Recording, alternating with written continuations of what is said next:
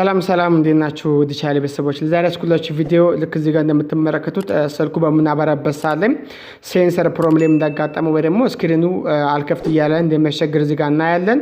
እንደዚህ ችግር እንግዲህ ሲያጋጥመን እንዴት አድርገን እንደምናስተካክል በዚህ ቪዲዮ እንመለከታለን። ብዙ ጊዜ የሴንሰር ችግር ነው ይሄን ችግር የሚያመጣው ወይ ደግሞ ካላለችው የሴንሰሯ መስታወት ስትጋረድ ወይ ደግሞ ስትሸፈን አለም ደግሞ ፌል ስታረግ ይሄን ችግር ያጋጥማል ማለት ነው።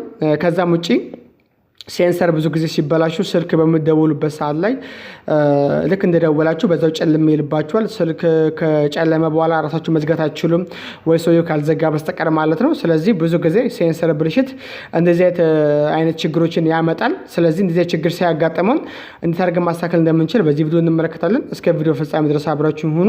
ለዚህ ቻናል አዲስ ናችሁ ቻናሉን በመቀላቀል ቤተሰብ መሆን ይችላልችሁ። ሀሳብ አስተያየት ካላችሁ ኮሜንት ላይ አስቀምጡልኝ። በቀጥታ ወደ ቪዲዮ እንግባ። ልክ እዚህ ጋር እንደምትመለከቱት ስልኩ የተከፈተ ነበር። ከዚህ በፊትም አሻራውም ተቆርጣለች ስመለከታት አይታችሁታል። ብሉንም ብዙ ብሉን አልነበረም። በአጋጣሚ ላይ ብዙ ጊዜ ተደጋግሞ የተፈታም ስልክ ነው። ስክሪንም የተቀየረ ነው። በእርግጥ ሴንሰር ብዙ ጊዜ ስክሪን በምንቀይርበት ሰዓትም ይሄ የምንጠቀመው ማስሽ ከዚህ በፊት ነግራችሁ ነበረ።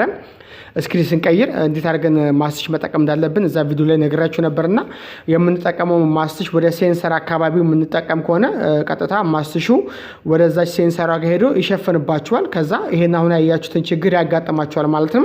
ስለዚህ ያው ስክሪን በምንቀይርበት ሰዓት ላይ መጠንቀቅ ነው የሚጠበቅብን እንደዚህ አይነት ነገር እንዳያጋጥም። ነገር ግን ሴንሰር አንደኛ ስክሪን በመቀየር ብቻ አይደለም የሚበላሸው። አንዳንድ ጊዜ የስክሪኑ መሰበር ወይ ደግሞ ተቹ የላይኛው መሰበርም በጣም ሰብርብር ብሎ ድቅቅ ብሎ ሲመጣም ይጋርደዋል። እዛ ሴንሰሯ ጋር ይጋርዳታል። መፍትሄው ሁለት ነው እንግዲህ ሰበረውን ታች መቀየር ወይ ደግሞ ስክሪን መቀየር ነው የሚሆንብን። ምክንያቱም ስለሚጋርደው ስብርብር ብሎ ያችን መስታወት ሌንሷን ስለሚጋርዳት መቀየር ነው። አሊያም ሴንሰሯን ሪሙቭ ማድረግ ወይ ደግሞ ሴንሰሯን መንቀል ነው። እኔ እዚህ ጋር ማሳያችሁ እንግዲህ ሴንሰሯን በመንቀል ማስተካከል እንደምንችል ነው እዚህ ጋር ማሳያቸው ማለት ነው። ስለዚህ ባላንስ ስታደርጉት ስክሪኑን ለዛች ኬዝ ብሎ ከመንቀል ይልቅ ወይ ደግሞ ከመቀየር ይልቅ ሴንሰሯን ሪሙቭ በማድረግ ችግሩን ማስተካከል ወይ ደግሞ ሶልቭ ማድረግ ትችላላችሁ ማለት ነው።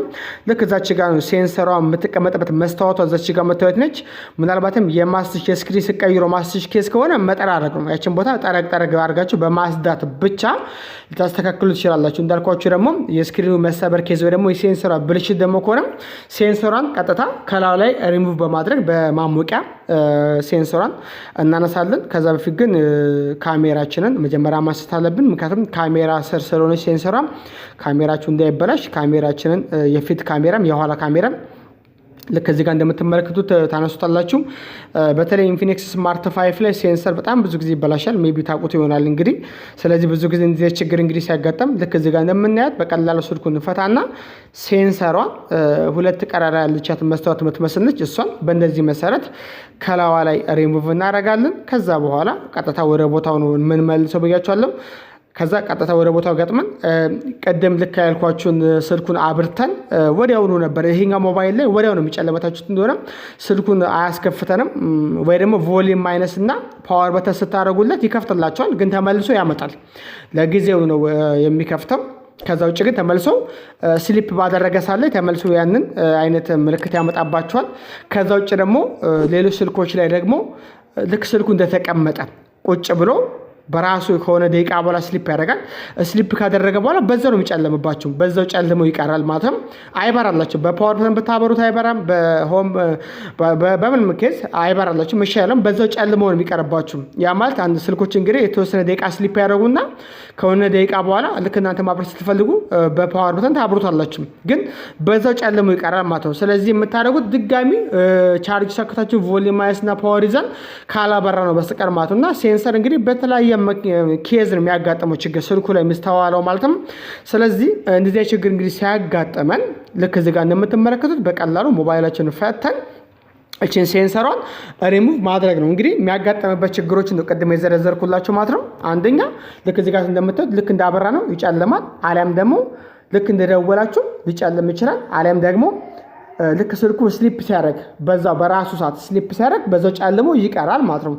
እነዚህ የሴንሰር ብልሽቶች ደግሞ ምልክቶች ናቸው ማለት ነው። ልክ እዚህ ጋር እንደምታዩት እንግዲህ አሁን በራሱ ይጨልም ነበር ቀደም ላይ፣ አሁን ግን አልጨለመብንም። በእንደዚህ መሰረት እንግዲህ ሴንሰሩን በመንቀል ብቻ አስተካክለናል ማለት ነው። እናንተም ይሄን ቪዲዮ በማየት በእንደዚህ መሰረት ማስተካከል ትችላላችሁ ማለት ነው። ለዛሬ ያስኩላችሁ ቪዲዮ ይሄን ይመስላል። በቀጣይ በሌላ ቪዲዮ እስክንገናኝ ድረስ መልካም ጊዜ ይሆንላችሁ።